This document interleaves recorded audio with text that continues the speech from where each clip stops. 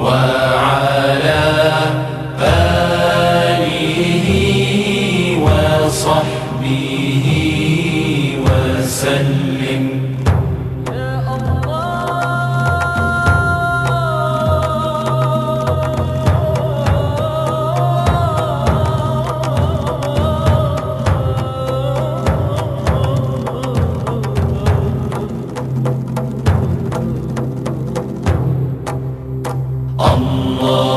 اللهم صل على سيدنا محمد النبي الأمي وعلى آله وصحبه وسلم. بسم الله الرحمن الرحيم. الصلاة والسلام على أشرف المرسلين سيدنا محمد وعلى آله وصحبه أجمعين. Bon, nous allons maintenant, donc, dans ce cours, parler un peu de la convergence et de la vitesse. Donc, on va étudier la convergence et la vitesse de convergence de la méthode du gradient, spécialement pour les fonctions qui sont quadratiques et strictement convexes. Avant de commencer ce cours, donc vidéo, donc j'informe tous les étudiants intéressés, les chercheurs intéressés par ces cours, que ce cours, on peut le trouver sous format PDF, donc on peut le télécharger sous format PDF sur ma page Facebook, dont l'adresse donc est la suivante.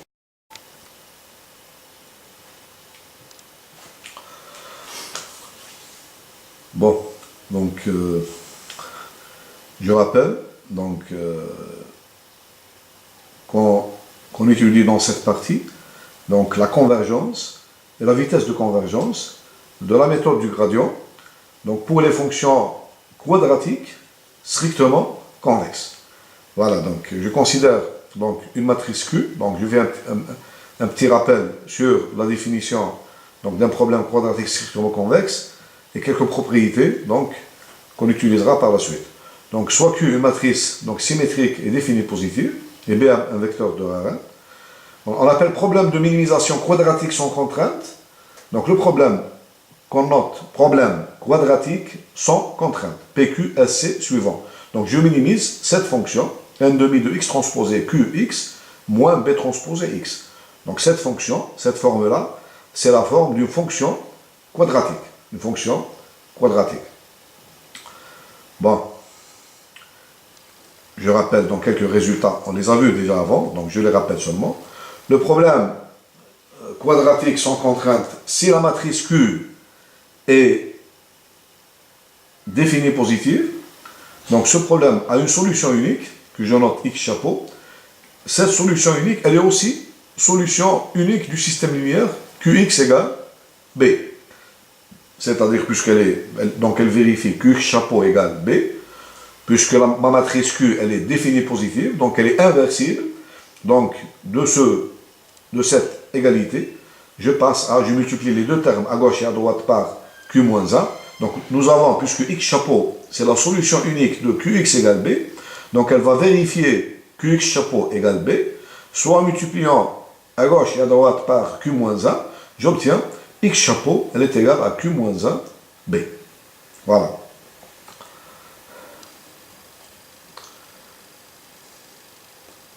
Bon, c'est pas la peine d'insister sur la preuve de ce théorème. Donc je rappelle seulement, c'est que, puisque, bon, pour une fonction définie, donc en vérité j'ai un problème ici convexe. Ce problème-là, il est un problème convexe. Pourquoi? Parce que cette fonction, si Q est définie positive, alors cette fonction quadratique, elle est strictement convexe. D'où j'ai obtenu ce résultat. C'est un résultat très général dans l'optimisation ou bien l'analyse convexe. C'est que si une fonction f est définie dans un ensemble S, ici S est égal à Rn, un ensemble convexe, donc f est convexe dans S, si et seulement si la matrice essière, elle est définie, convexe, elle est semi-définie positive en tout point x appartenant à S. Ici, Donc, si encore notre matrice, la matrice hessienne, elle est définie positive, alors la fonction, elle est strictement convexe. Donc, cette matrice, si je calcule la matrice hessienne de cette fonction, j'obtiens exactement la matrice Q. C'est-à-dire h de x est une constante, elle est égale à une constante pour tout x appartenant à Rn, et elle est égale à la matrice Q. Donc, la matrice hessienne de cette fonction, elle est égale à Q pour tout x appartenant à Rn. Donc, résultat, c'est que notre fonction, elle est strictement convexe sur Rn. Bon, maintenant, si une fonction est convexe seulement, convexe dans Rn, le problème, minimiser la fonction f de x, x appartenant à Rn, donc, une condition nécessaire et suffisante pour qu'un point, par exemple x, soit une solution optimale globale de ce problème, c'est que le gradient de f en ce point est égal à 0. Maintenant, si je calcule le gradient de cette fonction en un point x quelconque, je vais trouver, donc, gradient de f, gradient de cette fonction, elle est égale exactement à qx moins b.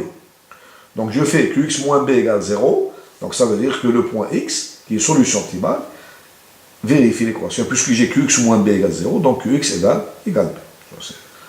Bon, l'unicité de la solution vient que lorsque la fonction est strictement convexe, alors la solution optimale, elle est unique. Donc j'ai unicité de la solution optimale.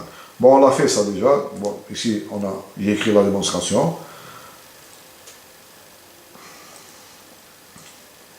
Bon.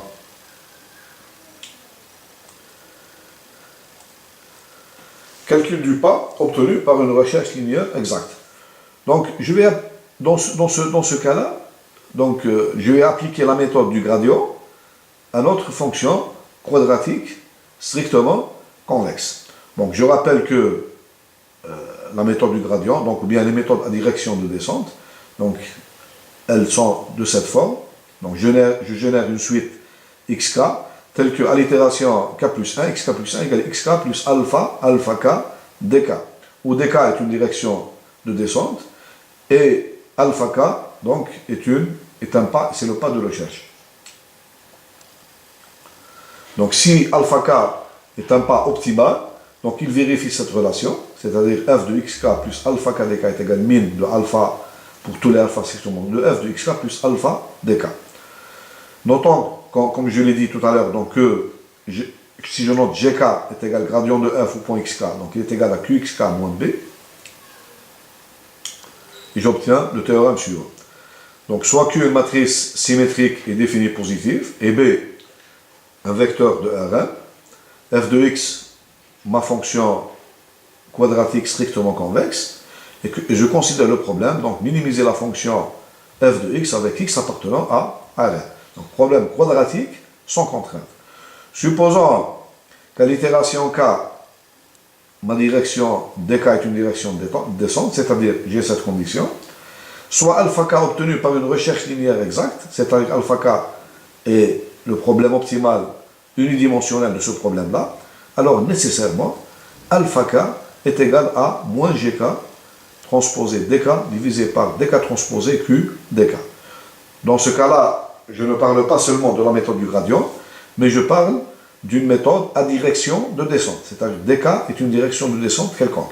Si j'ai une fonction quadratique strictement convexe, et ma direction dk est une direction de descente, et le pas alpha k il est obtenu par une recherche linéaire optimale de ce genre-là, alors nécessairement alpha k, elle est égale à moins gk, c'est-à-dire gk ici c'est gradient de f au point xk, produit scalaire du gradient au point xk, multiplié par la direction dk, divisé par dk transposé q dk. Ça c'est un résultat très général. Donc si dk est la direction du gradient, donc j'obtiens dans ce cas, puisque dk est égal à moins gk, j'obtiens alpha k égale moins norme de gk au carré divisé par gk transposé q gk. Remarque, dk est différente de 0, c'est-à-dire ici, donc cette quantité elle est strictement positive. On va commencer d'abord par l'étude de la convergence de la méthode du gradient pour les fonctions qui sont quadratiques et strictement convexes. Bon, on va étudier la convergence dans deux cas. Dans le cas où le pas alpha k il est optimal, donc il est donné par cette formule, on l'a vu plusieurs fois, donc alpha k, si le pas est optimal, donc il est donné de façon exacte à chaque itération, il est égal à gk, c'est le gradient, c'est la même chose. Donc ici on a gk transposé gk, où gk, je note par gk, le gradient de f au point xk, qui est égal aussi à q multiplié par xk moins b.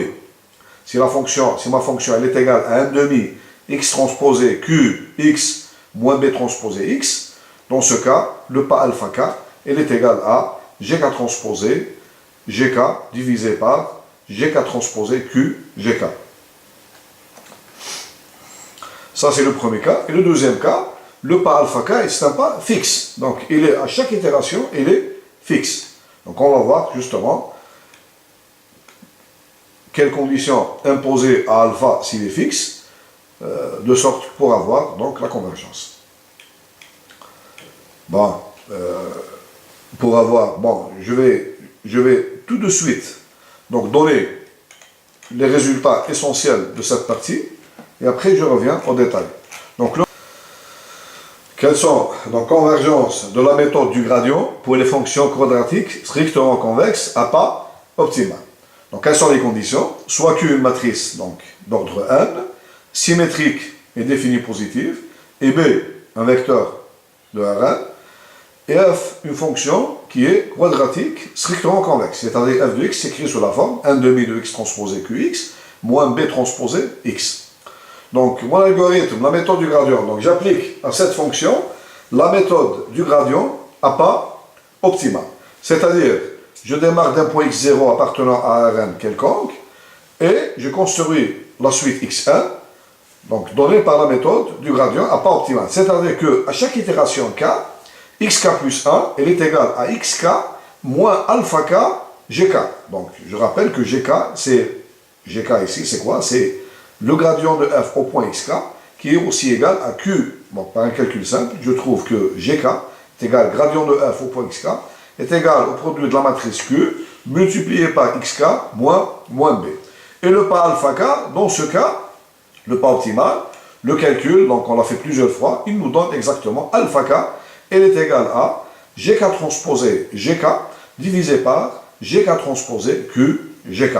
Je suppose qu'à chaque itération, donc gk est différent de 0, donc j'obtiens que cette quantité, ce pas alpha k, il est strictement positif à chaque itération.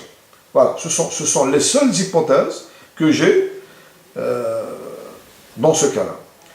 Le résultat qu'est-ce qu'on obtient? Alors, la suite xk, elle va converger vers la solution optimale.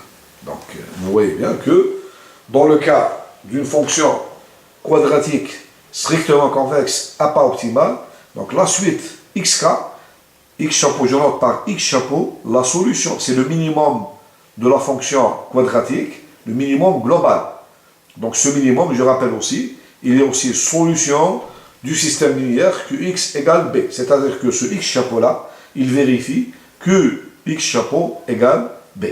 Et bien notre suite, construire à partir de la méthode du gradient à pas optimal alpha k, elle va converger vers la solution optimale x chapeau. Voilà, ça c'est le résultat essentiel de cette partie-là. Ce résultat, donc, on va l'étudier, donc on va le démontrer, et on va donc discuter de ses retombées. Voilà, donc c'est un résultat essentiel. Donc on a, si, donc je répète, si la fonction f de x est une fonction définie, c'est une fonction quadratique, avec la matrice Q, elle est symétrique, définie positive, j'obtiens donc une fonction qui est strictement convexe, donc, et si le pas alpha k il est optimal, c'est-à-dire il est obtenu par cette formule-là, alors ma suite xk générée par l'algorithme de la méthode du gradient, donc quel que soit le point de démarrage x0, donc ici c'est important, je démarre de n'importe quel point x0 de Rn, donc ma suite xk, elle va converger vers la solution optimale. Voilà. Bon, maintenant, nous allons voir donc, la convergence de la méthode du gradient pour les fonctions quadratiques convexes. Donc, maintenant, à pas fixe. Donc, on va voir quel est donc, le résultat lorsqu'il s'agit de la méthode du gradient pour les fonctions strictement convexes avec un pas fixe. Donc, on a vu tout à l'heure, donc le théorème précédent, que dans le cas d'un pas optimal, on avait la convergence sans aucune condition. Nous allons voir maintenant que la convergence, elle n'est pas assurée pour tout alpha. Bon, donc je considère donc soit xk, la suite générée par la méthode du gradient à pas fixe, c'est-à-dire dans ce cas on a alpha k égale alpha fixe, c'est-à-dire que alpha k égale alpha, quel que soit k. Et donc on applique la méthode du gradient à la fonction f de x est égal à 1/2 de x transposé qx moins b transposé x. C'est-à-dire on obtient une suite xk sous la forme suivante, on se donne un point x0 quelconque, et xk, elle est donnée par, à l'itération k, nous avons xk plus a égale xk moins alpha gk. Nous remarquons ici que le pas alpha k est égal à alpha pour tout k. Bien sûr, avec gk est égal à q de xk moins b, parce que la fonction elle est quadratique, strictement convexe. Voilà. L'avantage de cette méthode, pour le pas fixe, c'est que le calcul, il est simple. Dans ce cas, le calcul, il est très simple. Donc voilà, donc, puisque alpha, il est fixe pour toutes les itérations, donc le calcul, il devient très simple. Mais est-ce qu'on va garder les avantages de la méthode du gradient? Est-ce qu'on aura la convergence pour tout point x0 de démarrage et pour tout alpha? Ça, c'est la question. Bon, il faut s'attendre que puisque on n'a pas exigé à alpha beaucoup de choses, donc il faut s'attendre que dans ce cas, la convergence n'est pas assurée pour tout alpha. Voilà. Donc on obtient ce théorème principal, c'est le théorème 17, convergence de la méthode du gradient pour les fonctions convexes à pas fixe. On obtient le théorème suivant. Donc quelles sont les hypothèses? Donc on se donne une matrice Q symétrique définie positive, un vecteur B f de x, la fonction 1/2 de x transposé qx moins b transposé x. C'est-à-dire c'est une fonction ici qui est quadratique strictement convexe. On se donne un point x0 de démarrage quelconque. Et notre suite xk, elle est générée par la méthode du gradient avec le pas fixe. C'est-à-dire alpha k égale alpha pour tout k. C'est-à-dire qu'on obtient xk plus 1 à l'itération k est égale à xk moins alpha gk, avec gk égale q de xk moins b. Alors, quel est le résultat qu'on obtient?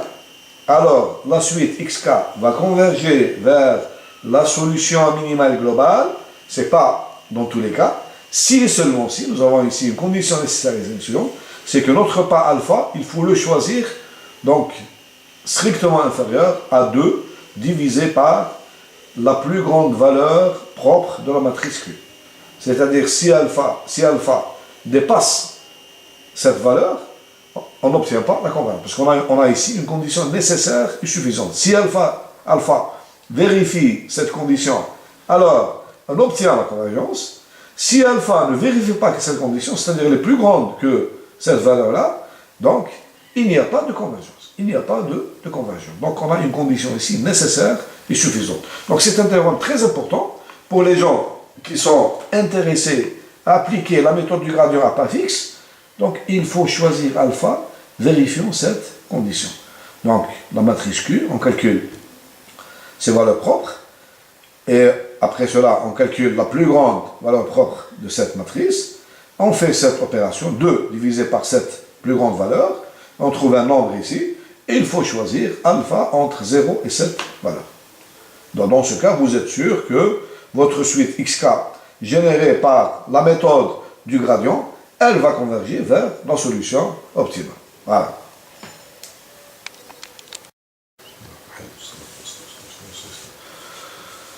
Bon, pour bien comprendre les deux théorèmes de convergence pour le pas optimal et le pas fixe, donc on va résoudre un problème avec un TP. Donc ce problème, problème est TP. Donc ici on considère la fonction de n variables appelée la fonction QF1. Comment est définie cette fonction? Donc f de x1, x de xn est égal à 1/2, somme de i jusqu'à n, i xi au carré moins xn. c'est-à-dire que cette fonction est égale à n demi, bon, je la détaille un peu, donc elle est égale à, par exemple, x1 au carré, plus 2x2 au carré, plus 3x3 au carré, plus 4x4 au carré, plus etc., jusqu'à plus n xn au carré. Le tout, moins xn, moins la variable xn. Bon, on va voir donc, quelles sont les questions qu'on a ici. Donc, il s'agit de, donc le problème PSC, de minimiser la fonction, cette fonction. Dans ce problème, on nous dit donc d'étudier ce problème dans le cas où n égale 2, pour bien comprendre la situation et voir comment les calculs sont simples. Et après, donc, on va faire les calculs pour n quelconque. Bon, on va voir que cette fonction est une fonction quadratique. Bon, on le voit par la forme déjà, parce qu'on a dit que c'est quoi une fonction quadratique? Une fonction quadratique, dans la forme générale, comment elle s'écrit? Donc vous avez par exemple x1, vous avez x1 au carré, plus x2 au carré, plus etc. avec des facteurs, x1 au carré. C'est-à-dire dans les termes, les xi, il n'y a que les carrés. Dans les termes, par exemple, vous avez la somme des xi au carré, plus, par exemple, le produit de deux variables. Donc ça ne doit pas dépasser 2. Dans tous les cas, ça ne doit pas dépasser 2.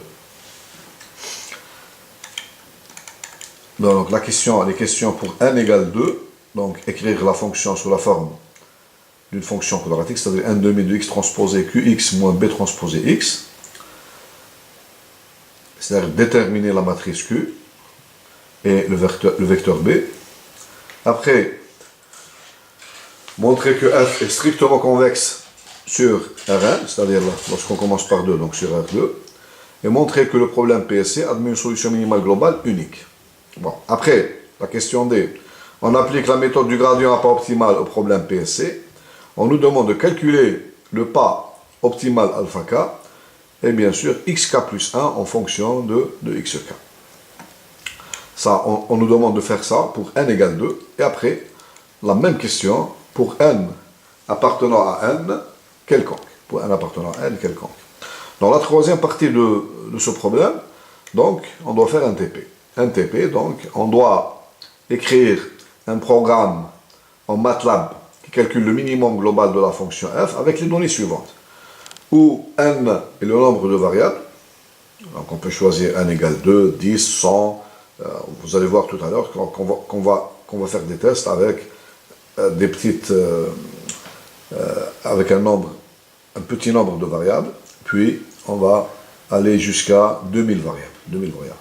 Bon, bien sûr, puisqu'on a ici une suite qui va converger vers la solution optimale, c'est-à-dire on a un nombre infini d'éléments xk, donc si on ne met pas un critère d'arrêt à l'algorithme, il ne va pas s'arrêter. Donc notre algorithme, on va l'arrêter quand la norme, puisque cette norme du gradient, elle va tendre vers 0, donc on va l'arrêter, donc elle n'atteindra jamais 0, sauf si il existe un indice K0 tel que gradient au point f de xk est égal à 0, donc supposons que ceci n'est pas vrai. Donc on va arrêter l'algorithme lorsque la norme du gradient, elle est à l'itération k, donc elle est strictement inférieure à 10 puissance moins 6. C'est ça notre critère d'arrêt. Bien sûr, puisqu'on parle de méthode du gradient, donc la suite xk est définie par xk plus 1 égale xk moins alpha k gk, avec gk, la valeur du gradient au point xk est égale à qxk moins b, et puisqu'on parle de pas optimal, on l'a vu donc plusieurs fois, que ce pas optimal est égal à gk transposé gk, c'est-à-dire norme de gk au carré, divisé par gk transposé qgk. Dans un premier cas, donc on va faire un algorithme, ou bien un programme MATLAB, avec alpha k comme pas optimal, et un deuxième programme MATLAB avec alpha k fixe, c'est-à-dire alpha k égale alpha qu'on va choisir. Donc il y a des critères de choix de alpha, bien sûr, on ne va pas donner alpha quelconque.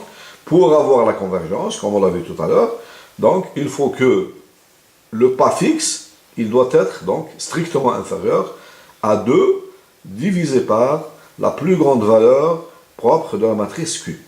Voilà. C'est un choix donc, qui est nécessaire et suffisant pour avoir la convergence.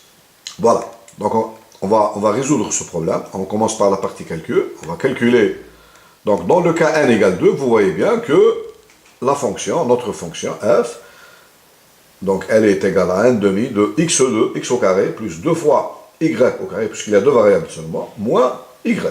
Moins y. Le point de démarrage c'est 1, 1.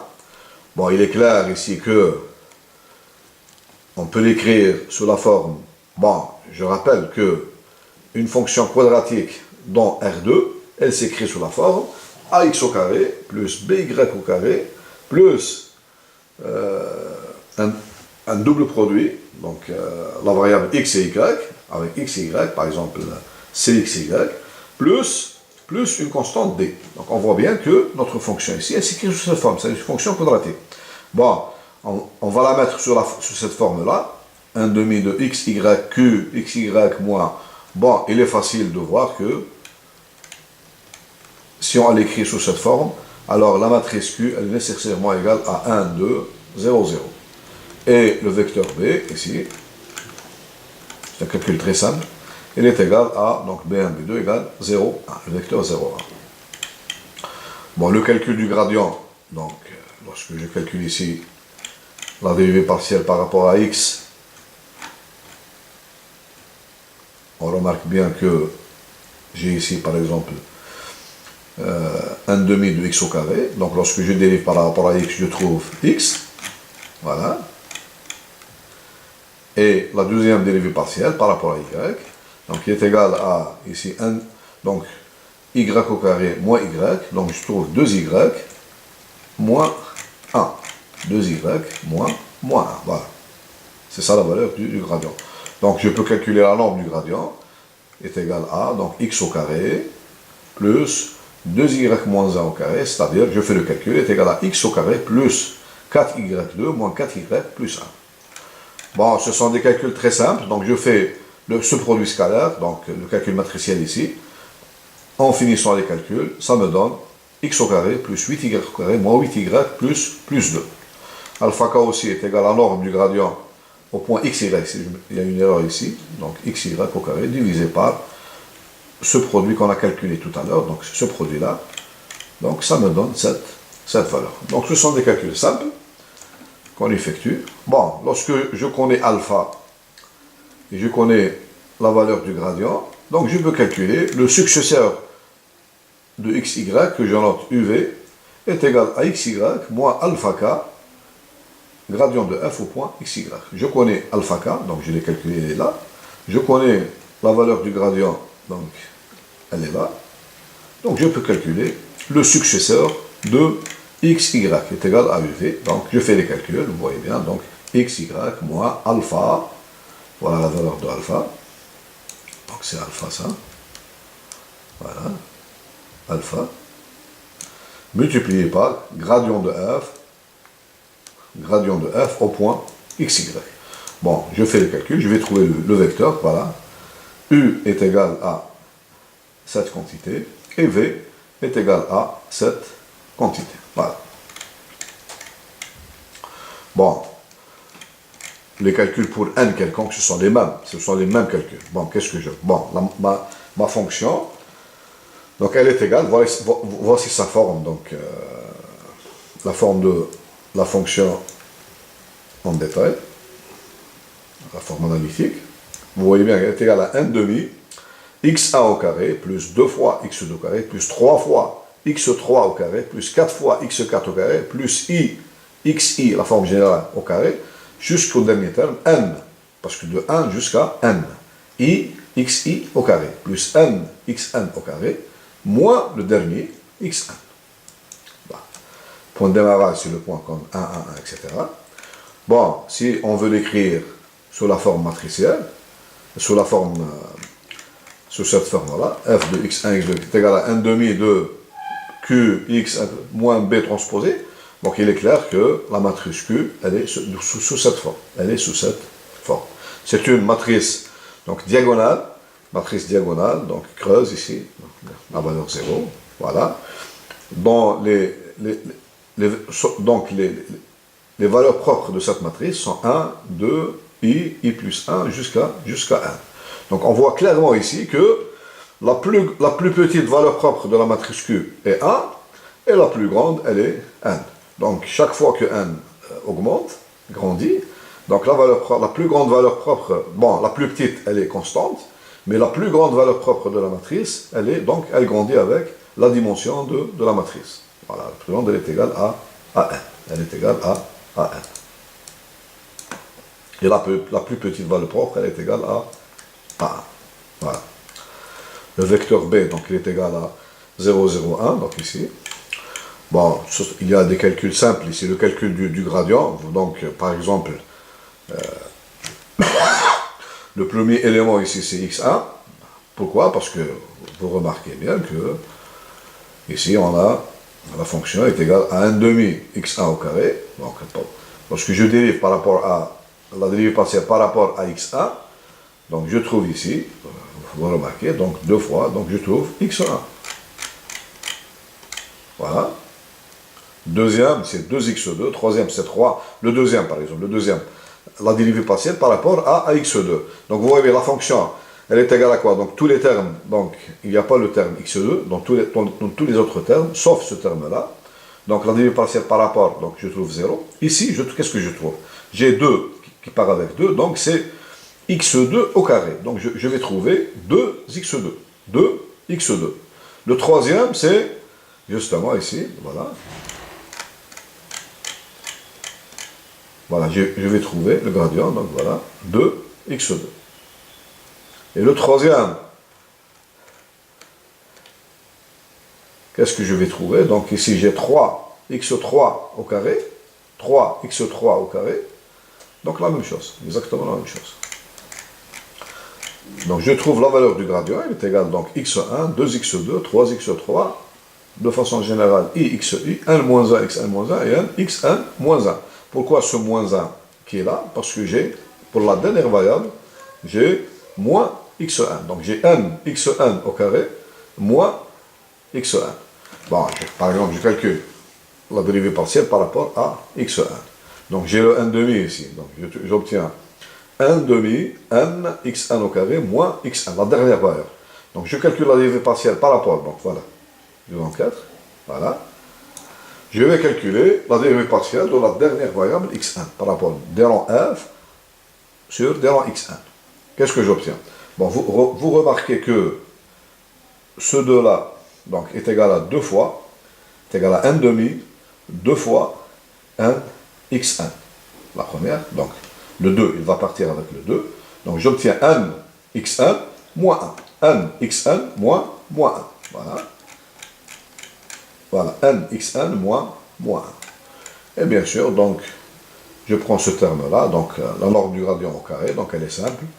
Donc je prends tous les termes, je les élève au carré, donc x1 au carré, plus, etc., plus n xn moins 1, le tout au carré. Voilà. Et lorsque, donc, je connais la valeur du gradient, je connais la matrice Q, qui est une matrice creuse, donc le calcul est simple, multiplié par le gradient, donc je trouve cette expression x1 au carré, etc., plus le calcul aussi n'est pas compliqué. Ceci me permet de calculer alpha k, donc alpha k est égal, ce terme-là, je l'ai calculé, ce terme-là aussi, donc je peux avoir alpha k. Donc après calcul, je trouve la valeur de alpha k qui est égale, dans le cas général, elle est égale à cette expression. Donc elle est égale à, voilà, ça, c'est l'expression de alpha k, l'expression de alpha k. Et bien maintenant, je note par xk plus 1, 1, xk plus 1, 2, xk plus 1, 1. Donc le premier indice, il désigne, donc c'est l'itération, donc c'est l'élément xk plus 1. Et le deuxième indice, 1, j'ai ici 1, voilà, 1, après 2, jusqu'à 1.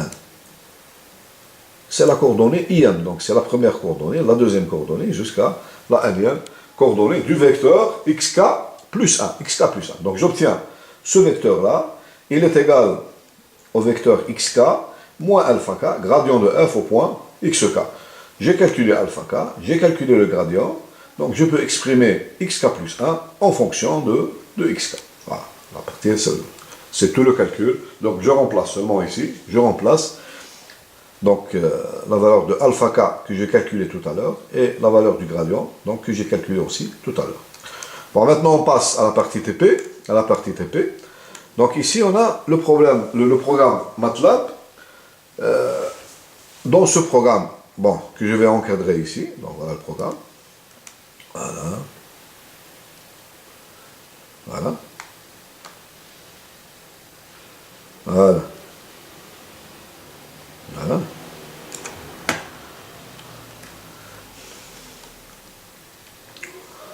Voilà.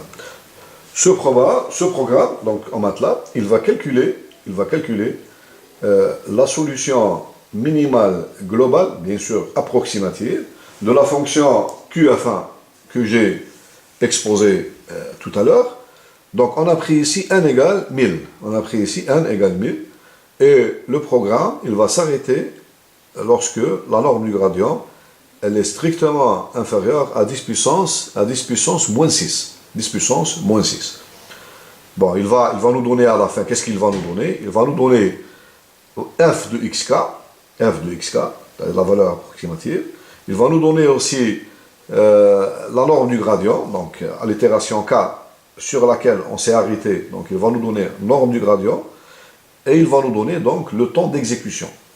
Combien j'ai mis de temps pour arriver à cette valeur approximative de la solution optimale. Bien sûr, ici je peux changer tout ça. Au lieu de prendre n égale 1000, donc je peux prendre par exemple n égale 100. Donc je peux prendre n égale 100, n égale 10. L'utilisateur, il peut changer à sa guise donc cette valeur-là. Il peut aussi changer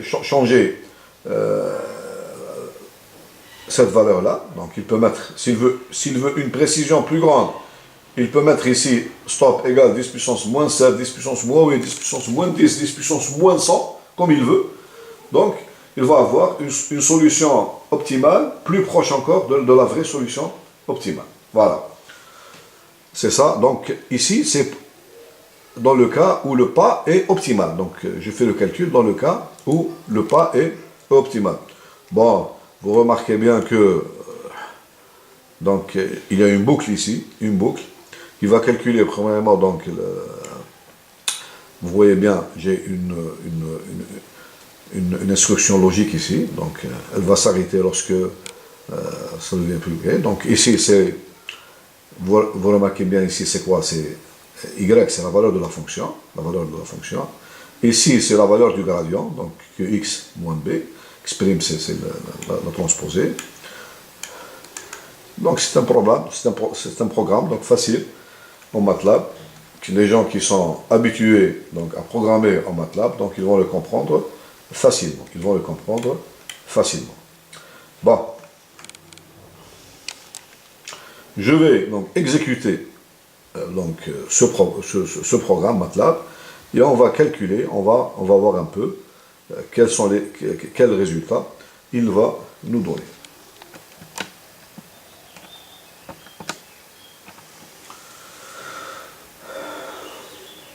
Bon, maintenant, donc on a exécuté notre programme. Donc on a pris n égale 2 et le critère d'arrêt donc est égal à 10 puissance moins 6. Après exécution, donc on voit bien à l'itération k égale 1, on trouve donc la norme du gradient est égale à 2, k égale 2 et la valeur de la fonction est égale à moins 0,1667. À l'itération k égale 3, on trouve la norme du gradient, bon, va diminuer 0,0247 et ça va ainsi comme ça jusqu'à on arrive donc on a ici donc l'itération k égale 7, donc on trouve la norme du gradient est égale à 3,76 10 puissance moins 6, donc on n'est pas arrivé encore au résultat, donc sûrement à l'itération qui va suivre, donc le programme va s'arrêter. Donc à l'itération k égale 8, regardez bien qu'est-ce qu'on va trouver, 4,18 10 puissance moins 7. Donc ici, le programme, il va s'arrêter. parce qu'on a demandé au programme de s'arrêter lorsque la norme du gradient elle est inférieure à 10 puissance moins 6. Donc qu'est-ce qu'on trouve ici? Donc on a fait 8 itérations. La valeur de la fonction qu'on note y ici, elle est égale à moins 0,25. Remarque, la valeur optimale est égale exactement à moins 0,25. Et le temps d'exécution, on a mis exactement 0,03, donc c'est à peu près 3 centièmes de seconde pour arriver à ce résultat.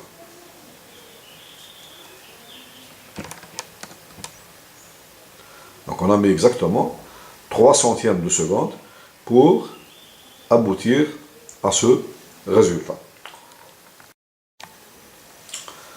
Bon, maintenant, on a exécuté le programme avec, on a changé, donc on a augmenté un peu le nombre de variables, on a pris n égale 10, et le même critère d'arrêt, donc 10 puissance moins 6. Donc je vais vous donner le résultat final, donc à la fin, donc, voilà.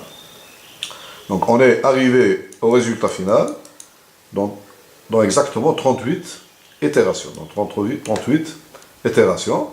La valeur de la fonction, donc c'est-à-dire f de x38 est égale à moins 0,05. Et la norme du gradient, donc, qui vérifie bien sûr le critère norme du gradient de f au point xk strictement inférieur à 10 puissance moins 6, donc elle est égale à 8,27, 10 puissance moins 7. 10 puissance moins 7. Bon, pour juste être sûr, donc vous allez voir qu'à l'itération 37, la norme du gradient, donc, elle est égale, regardez exactement ici, voilà, j'ai l'itération 37, donc vous voyez bien que à l'itération 37, donc la norme du gradient elle est égale à 1,4 10 puissance moins 6, donc elle n'est pas strictement inférieure à 10 puissance moins 6. Donc le programme, il va donc calculer une autre itération pour avoir donc norme du gradient de f au point xk strictement inférieur à 10 puissance moins 6. Voilà, il va le faire dans l'itération 38. Voilà.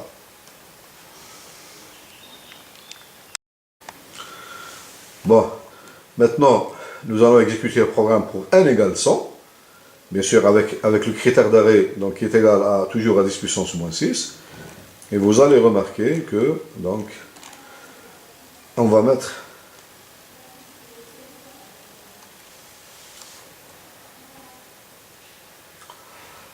voilà, donc je vais exécuter donc, le programme pour n égale 100. Bon, je le fais devant vous, je vais le faire devant vous. Voilà. Voilà. Voilà. Et c'est exécuté, donc. On remarque ici que le temps d'exécution, il est égal à 4 centièmes de seconde à peu près, donc 0,0468. La norme du gradient, elle est égale à 8,25 10 puissance moins 7. La valeur de la fonction f de x, j'ai mis 38 itérations, elle est égale à moins 0,05. Donc c'est plus que... Bon, maintenant je vais passer à n égale 400 variables. Le même critère d'arrêt, donc qui est égal à 10 puissance moins 6. Bah. Et je vais donc exécuter ce programme. Bah. Voilà. Je vais le mettre dans l'éditeur de MATLAB. Voilà.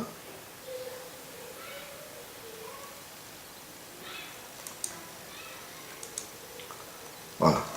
Il est en train de s'exécuter. Voilà.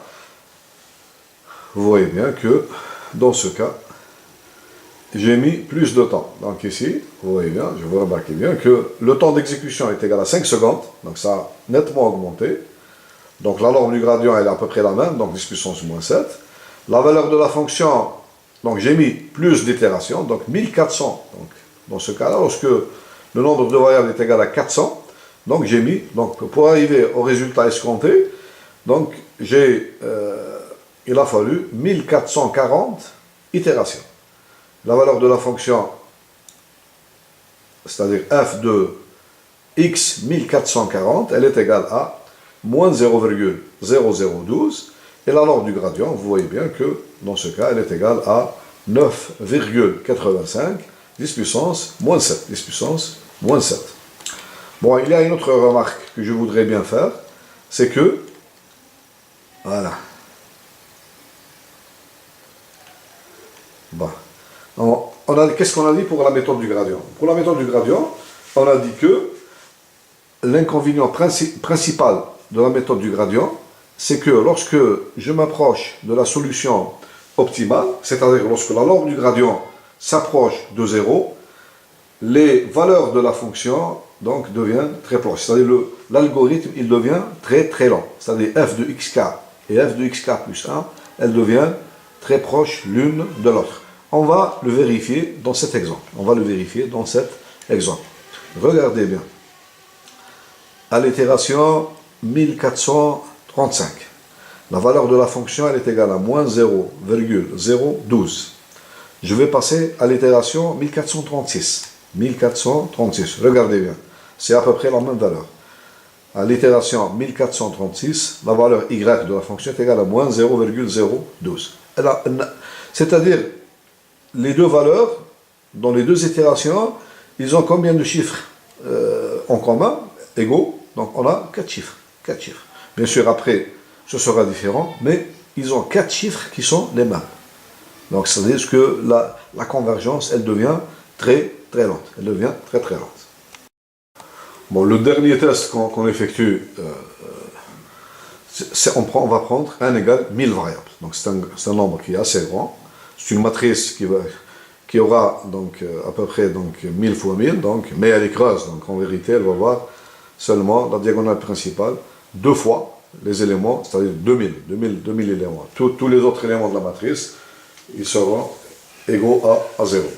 Bon, voilà, donc, et je vais exécuter ce programme, il sera bien sûr, le temps d'exécution, il sera, vous allez voir, il sera nettement plus lent, donc je vais attendre jusqu'à ce que j'arrive à la solution optimale. Bon, je vais exécuter MATLAB, voilà.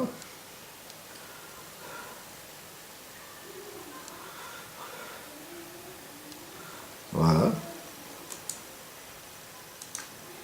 Voilà. Il est en train de s'exécuter. Donc vous voyez bien que ça c'est la valeur de B. C'est la valeur de B. Donc c'est B ça. Vous voyez bien, donc voilà. Il commence donc. Donc il est arrivé à l'itération 602. La valeur, bon, à l'itération, regardez bien, à l'itération 601, à l'itération, regardez maintenant, voilà, à l'itération 1187, la norme du gradient est égale à 0,01. Donc il est loin, de la valeur donc, qui est strictement inférieure à 10 puissance moins 6. Donc il est en train d'exécution, elle se fait très lentement, vous voyez bien, donc il s'arrête carrément, donc il est en train de calculer. Donc on va un peu attendre, et on va voir le temps d'exécution pour 1000 variables. Il sera donc une centaine de secondes à peu près.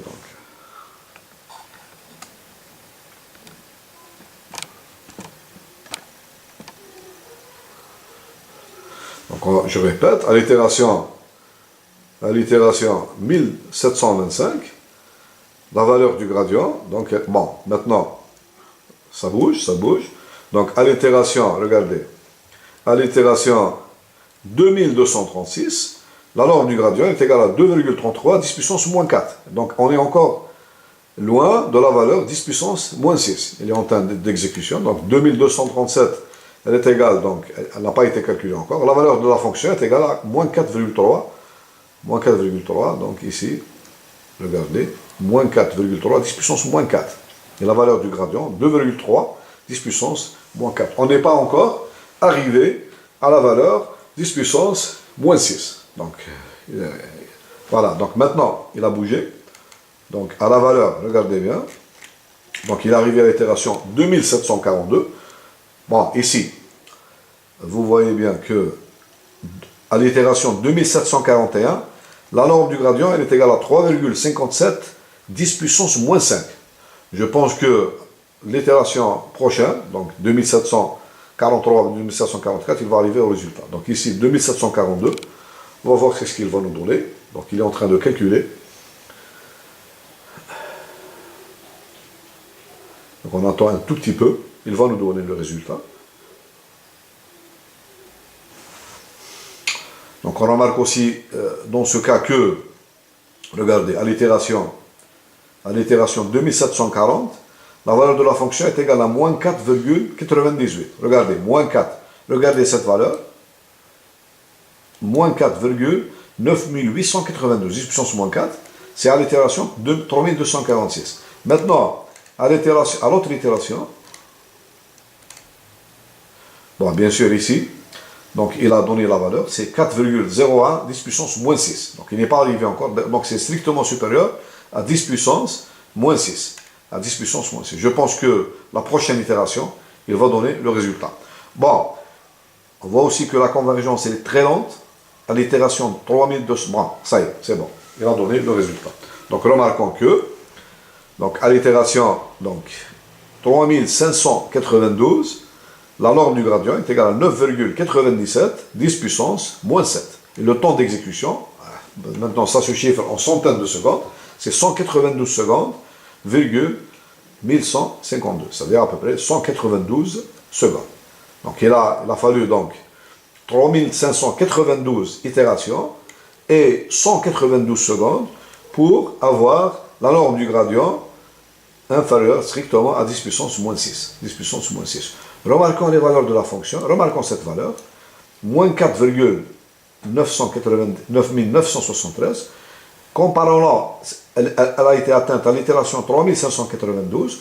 Remarquons l'itération qui vient juste avant, moins 4,9973. À peu près, c'est la même chose. Ils ont combien de chiffres? Les mêmes chiffres, 9, 9, 7, 3, 5 chiffres. 9, 9, 7, 3. À l'itération, 3591. Vous voyez la lenteur de la méthode du gradient lorsqu'on passe de l'itération K à l'itération K plus 1. Bon, maintenant, on va voir le programme Fortran, le programme MATLAB pour donc, la méthode du gradient à pas fixe. Bon, je prends n égale 1, une variable. Ou bien je peux même changer ici, je peux prendre n égale 2. Donc, je peux même prendre n égale. Bon, je prends n égale 1. Qu'est-ce qu'on a dit sur la condition sur alpha? Bon, il faut qu'alpha soit strictement inférieur à 2 divisé par la plus grande valeur propre de la matrice Q. Dans ce cas, notre matrice Q, donc, elle a un seul élément, et l'élément, donc, la plus grande et la plus petite valeur propre sont égales. Donc, leur valeur est égale à 1. Dans ce cas, alpha est égal à, donc, la plus grande valeur propre de la matrice, elle est égale à 1. Donc, elle est égale à 1. Ça veut dire qu'il faut prendre alpha strictement inférieur à 2 sur 1, c'est-à-dire strictement inférieur à 2. Voilà. J'ai pris, donc, on peut prendre alpha égale 1, ou bien alpha égale 1,5, ou bien 1,9, ou bien 1,99, ça va marcher. L'essentiel, il ne faut pas prendre une valeur qui est supérieure ou égale à 2. Bon, lorsqu'on exécute ce problème, donc, j'ai mis ici 10 puissance moins 4, bon, on va voir. Donc, on va arriver au résultat, donc, combien d'itérations? Donc, dans une itération. Donc, une itération, on va avoir la solution optimale, directement. Et la norme du gradient, donc, elle est égale à 0, donc, dans une itération, on trouve la valeur optimale. Et le temps d'exécution est égal à 0,06. C'est normal, ça c'est normal. On l'a dit dans le cours, si la valeur propre, la plus grande valeur propre et la plus grande valeur, dans ce cas, elles sont égales, donc on va arriver à la solution optimale dans une itération. Donc ça, il faut bien le voir. Bon, je vais changer maintenant. Je vais changer la donne et je vais prendre 10 variables. Donc, au lieu de prendre une variable, je vais prendre 10 variables. Voilà. Donc, je change. Je vais prendre 10 variables. Alpha, donc, quelle est la condition sur alpha? Il faut que alpha soit compris, donc strictement inférieur à 2 divisé par 10. 2 divisé par 10. C'est-à-dire, il faut que alpha soit strictement inférieur à 0,2. Donc, je vais prendre ici 0,1. Donc cette valeur elle va marcher. Il ne faut pas que alpha atteigne la valeur 0,2. Et on va exécuter. Donc je vais prendre ici plus, je vais prendre 10 puissance, allez, moins 9, allez, 10 puissance, moins 9. On va voir qu'est-ce que ça va donner.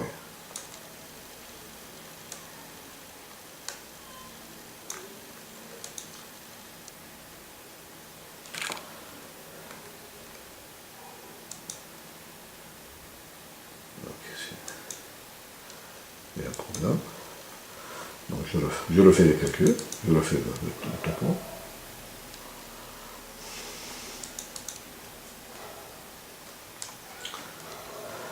Donc je vais prendre ici donc 10, voilà.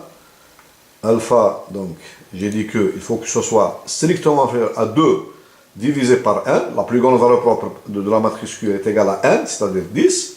Donc il faut que alpha soit strictement inférieur à 2 sur 10, c'est-à-dire 0,2. Donc je vais prendre alpha égale 0,1.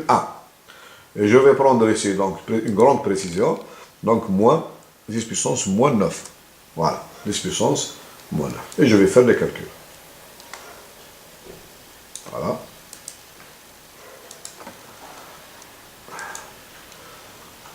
Donc je mets l'éditeur, je passe à l'éditeur, voilà. Et je vais donc exécuter mon programme. Voilà. Voilà. Le programme a été exécuté rapidement.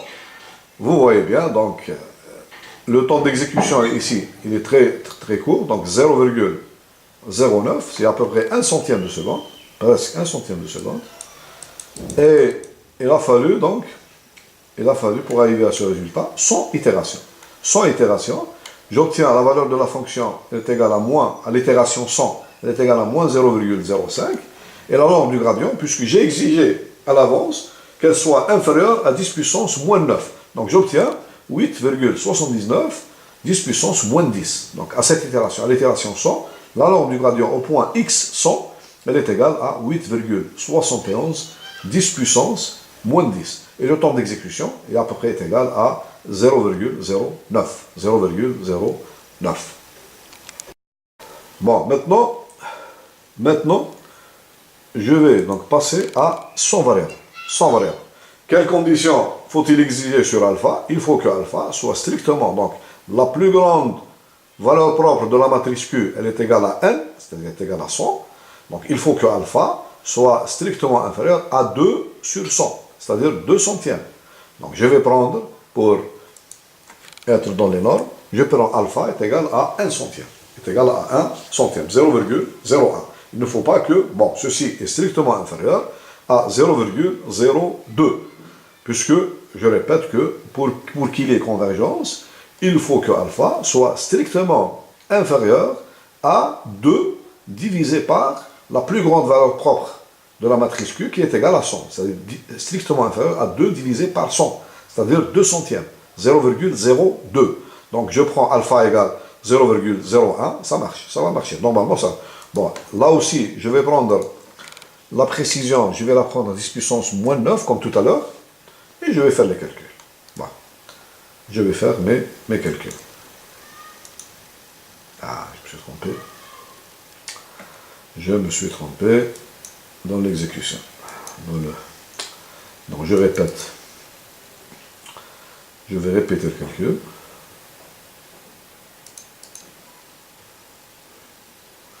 Donc je vais prendre n égale 100.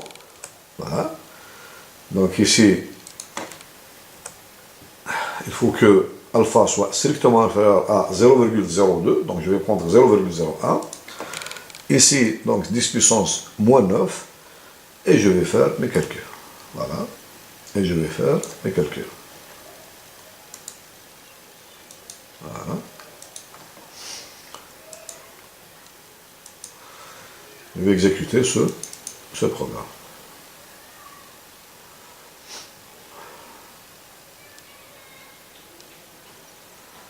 Voilà. Voilà.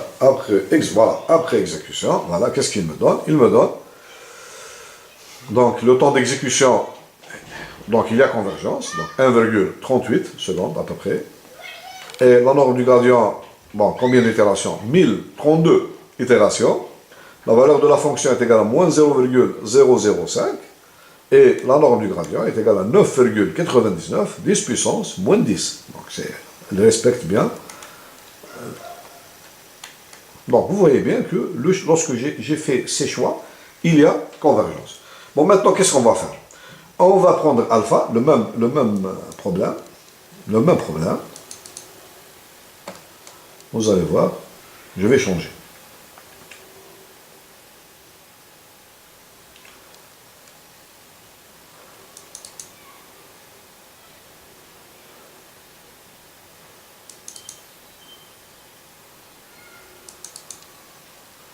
Voilà. Bon, je vais prendre 1 égale 100. Et alpha, je vais le prendre. Bon, il faut que alpha, on a dit qu'il faut alpha soit strictement inférieur à 2 divisé par 100, c'est-à-dire 0,02. Je vais prendre alpha plus grand que cette valeur. Je vais prendre alpha qui est égal par exemple à 0,01. 0,1 qui est strictement supérieur à 0,02. Et je vais mettre ici, donc, je laisse 10 puissance. Bon, je vais mettre ici 10 puissance moins 6. Voilà. Et on va voir, est-ce qu'il y a convergence? Est-ce que ce choix de alpha, bon, théoriquement, la théorie me dit que il n'y aura pas de convergence. Il n'y aura pas de convergence. Donc l'algorithme, il va se... Bon, je vais exécuter ce programme et on va voir qu'est-ce qu'il nous donne.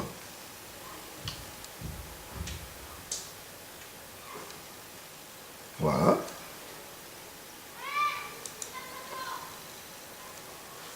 Voilà. Vous voyez bien que 6300 itérations, 7000 itérations, 8000 itérations, 10 000 itérations, 11 000 itérations, 12 000 itérations. Donc ça ne donne rien. Il n'y a pas de convergence. 16 000 itérations, 17 000, 18 000. Donc il n'y a pas de convergence. 25 000 itérations, 26 000, 28 000, 29 000. Donc 33 000. Donc je vais arrêter mon programme, voilà, on va pas s'arrêter. Il n'y a pas de convergence. Voilà, maintenant, on va étudier, ou bien on va donner quelques précisions sur la vitesse de convergence de la méthode du gradient à pas optimal. Lorsqu'on dit la notion de vitesse de convergence, c'est-à-dire, bon, une suite xk peut converger vers un élément x chapeau par exemple, mais elle peut converger de différentes façons. Elle peut être, la convergence, elle peut être lente, rapide, très rapide, etc., etc. Donc il faut mesurer cette vitesse de convergence. Ça ne suffit pas qu'une suite, donc qu'un algorithme converge, donc génère une suite qui converge vers une solution optimale. Pour que cet algorithme soit efficace, il faut qu'il converge assez rapidement. Donc on ne va pas faire une étude détaillée sur la vitesse de convergence, parce qu'il faut des notions de base pour parler de ces notions, mais on va donner un théorème qui va nous éclaircir un peu sur quels critères on se base pour connaître un peu la vitesse de convergence de la méthode du gradient à pas optimal. Bon, on sait que, d'après le théorème précédent, que la suite générée par la méthode du gradient à pas optimal, elle converge vers la solution minimale globale qu'on a notée ici, x chapeau. Ça, c'est sûr. Et quel que soit le point de démarrage, x0.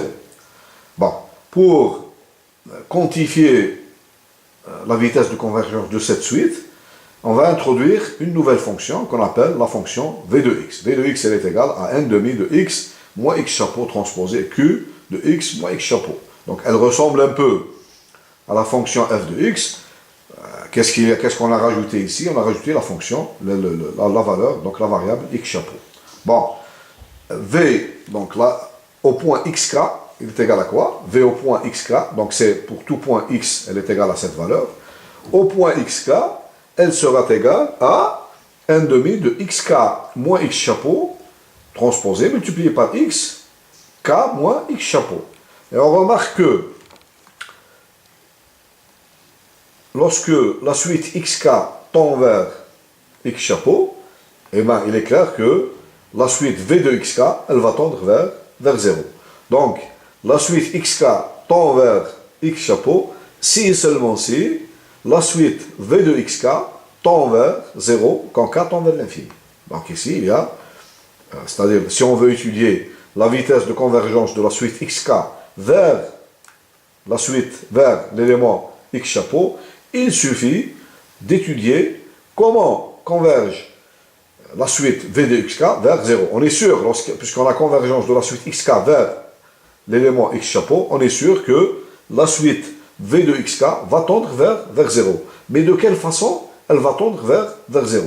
Avec quelle vitesse la suite v de xk va tendre vers 0?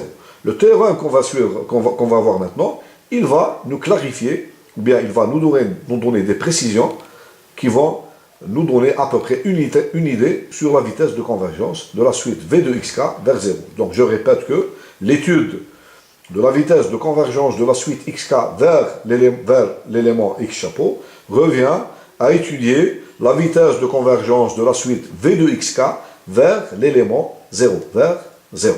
C'est ce qu'on va faire maintenant. Voilà, donc c'est le théorème qui va nous donner, donc, ou bien nous quantifier la vitesse de convergence de la suite xk vers la solution optimale x chapeau. Donc on a les mêmes hypothèses qu'on a donc établies dans le théorème 16, le théorème de convergence de la méthode du gradient à pas optimal, donc une matrice symétrique définie positive, donc la fonction comme ça, donc un point x0 appartenant à xk, la suite générée par la méthode du gradient à pas optimal, c'est-à-dire xk plus 1 égale xk moins alpha k gk, gk égale q de xk moins b, alpha k donc c'est un pas optimal, donc il est donné par cette formule, gk transposé gk divisé par gk transposé qgk. Voilà, supposons que pour tout cas, on a gk différent de 0. Sinon, l'algorithme va s'arrêter à l'itération k. Alors voilà, c'est cette relation, donc exactement cette relation, qui va quantifier la vitesse, ou bien la vitesse de convergence de la suite. On a dit tout à l'heure que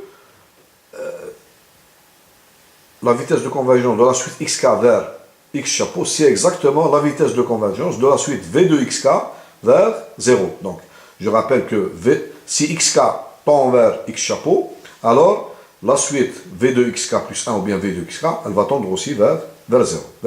Bon. Analysons cette relation.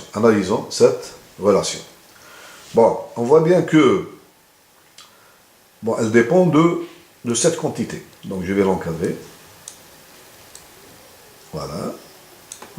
Cette quantité. Elle est égale à quoi cette quantité?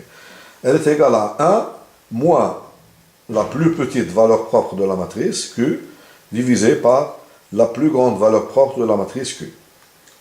C'est une constante. C'est une constante qui est strictement, donc qui est positive, qui est strictement inférieure à 1. Pourquoi ça? Parce que ces deux valeurs propres, elles sont strictement positives. Pourquoi? Parce que la matrice Q est définie positive. Donc toutes ces valeurs propres sont strictement positives. Cette valeur propre, puisque c'est la plus petite, elle est nécessairement plus petite ou égale que la plus grande. Donc ce rapport-là, il est positif, et il est aussi strictement inférieur à 1. Donc ça veut dire que 1 moins une quantité qui est strictement inférieure à 1 sera aussi strictement inférieure à 1. Donc ça veut dire que toute cette quantité, elle est positive, et elle est strictement inférieure à 1. Parce que je lui enlève une quantité qui est strictement positive, qui est aussi inférieure à 1. Donc ce sera une quantité qui est comprise entre 0 aussi et 1. Bon. Analysons donc cette inégalité.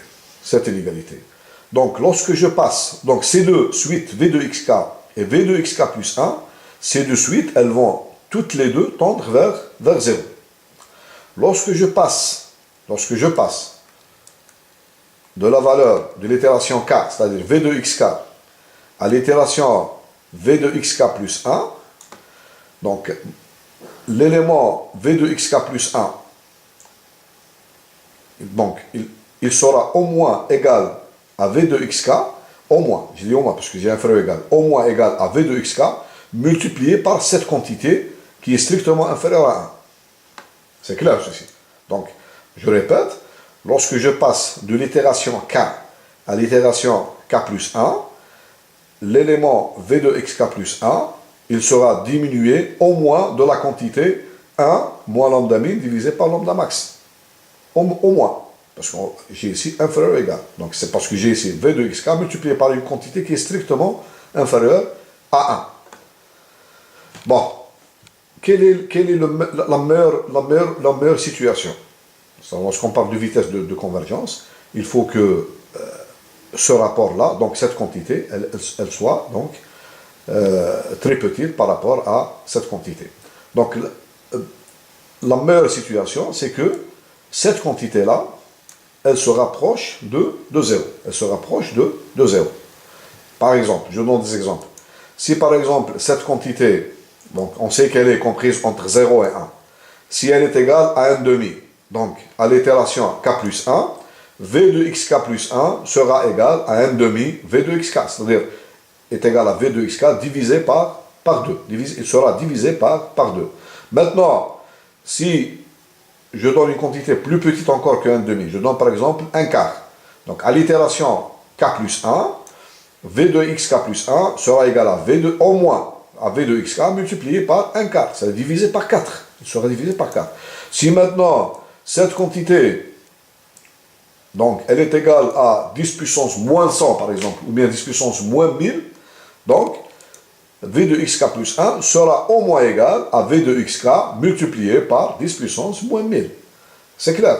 Donc, conclusion, plus cette quantité s'approche de 0, plus la vitesse de convergence de la suite v de xk vers 0 sera meilleure. Au contraire, si cette quantité, elle s'approche plus, parce qu'elle est toujours strictement inférieure, plus elle s'approche de la valeur 1, et donc j'obtiens, si elle est par exemple très proche de 1, par exemple, cette quantité, je lui donne la valeur 0,99, 0,99999.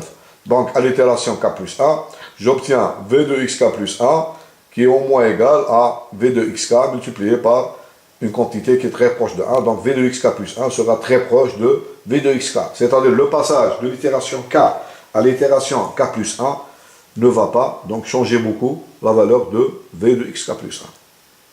Donc, conclusion, pour que la vitesse de convergence soit la meilleure possible, il faut que cette quantité, donc je l'encadre encore une fois, il faut que cette quantité, voilà, cette quantité soit proche de 0. Maintenant, quand est-ce que cette quantité est proche de 0? C'est clair. C'est clair que cette quantité est proche de 0 si ce rapport-là est très proche de quoi? De 1. Bien sûr. Bon, parce qu'il bascule entre 0 et 1. Il peut être proche de 0, ou bien aussi il peut être proche de 1. Surtout pas, il ne faut pas qu'il soit proche de 0. Parce que s'il est proche de 0, si cette quantité-là est proche de 0, alors 1 moins cette quantité, elle sera proche de 1. Elle sera proche de 1. C'est pas bon ceci. Donc pour que toute cette quantité soit proche de 0, il suffit que ce rapport-là, voilà, je l'encadre, j'y arrive, ce rapport-là soit proche de 0. C'est-à-dire que, il se rapproche de 1. Ce rapport-là, il se rapproche de 1. Qu'est-ce que ça veut dire ce rapport-là, il se rapproche de 1? C'est-à-dire que la valeur propre minimale de la matrice Q et la valeur propre de la maximale Q, elles sont proches l'une de l'autre. Elles sont proches, au contraire, si elles sont très éloignées, donc c'est pas bon pour la convergence. Donc résumons tout ça en un mot. Si les deux valeurs propres, minimale et maximale, de la matrice Q sont assez proches l'une de l'autre, la vitesse de convergence de la matrice Q, de la suite xk, elle est assez bonne, elle est bonne, elle est rapide. Si, au contraire, la valeur minimale et la valeur maximale les valeurs propres, minimales et maximales de la matrice Q sont très éloignées l'une de l'autre, ça c'est pas bon pour la vitesse de convergence. Ça c'est pas bon pour la vitesse de convergence. Et on va le vérifier donc sur la convergence. Bon, je mets ici, voilà. Ça c'est les résultats numériques qu'on a vus donc tout à l'heure. Et on va vérifier tout cela dans ce tableau. Regardons, qu'est-ce qu'on a dit pour les valeurs propres de la matrice Q? On a dit que la plus petite valeur, elle est fixe, elle est toujours égale à 1, et la plus grande valeur propre de la matrice, elle est égale à n. Donc ce tableau-là, que j'ai mis ici, dans ce tableau, on trouve les valeurs de la plus grande valeur propre de la matrice Q. Si n égale 2, donc c'est la valeur de, donc ici, donc n égale 2, 2, la plus grande valeur propre de la matrice Q est égale à 2, 10, 100, 200, 400, etc. Donc, puisque l'autre matrice, la valeur propre minimale de la matrice Q, elle est fixe, elle est égale à 1, donc le rapport lambda min divisé par lambda max, il est égal à quoi? Il est égal à 1 divisé par n. Il est égal à 1 divisé par 1. Donc ici on obtient 1 demi, 1 dixième, 1 centième, 1 deux centième, jusqu'à 1 deux millième. Et alors on remarque, qu'est-ce qu'on a dit dans la conclusion qu'on a faite tout à l'heure? Pour qu'il y ait une vitesse de convergence rapide, il faut que ces deux valeurs propres, donc extrêmes, minimales et maximales, soient assez proches l'une de l'autre. Quand est-ce que ces deux valeurs proches sont proches? Parce que la minimale est égale à 1. C'est dans ce cas-là, 2. Lorsque n égale 2. Le rapport il est égal à 1 demi. Lorsque n égale 10, on obtient 1 dixième, plus le nombre de variables augmente, plus ce rapport-là, il se rapproche de 0. Donc il sera proche de 0, donc c'est pas bon pour la convergence. Et ceci est vraiment remarquable ici, vous voyez bien, si n égale 2, on obtient le temps. Comment on calcule la vitesse? Par le temps d'exécution. Ici on a 0,062. Par contre, lorsque ce rapport, on a dit qu'il est proche de 0, donc il est égal à 1 sur 2000, on obtient 2472 secondes. Donc la vitesse de convergence, elle est très mauvaise. Voilà. Donc c'est la théorie, elle rejoint exactement la pratique, donc l'exécution numérique. Donc on voit que, comme on a dit, pour avoir une vitesse de convergence donc acceptable, il faut que les deux valeurs propres, donc la minimale et la maximale, il ne faut pas qu'elles soient éloignées beaucoup l'une par rapport à l'autre. Et le meilleur cas ici, c'est n égale 2. On obtient un rapport de 1, 2. Ici 1, 10, 1 dixième, 1 sur 100, 1 sur 200. Et le plus mauvais, c'est 1 sur 2000. Et on voit bien qu'on a exactement, lorsque n croît ici, eh bien, le temps d'exécution aussi, il croît.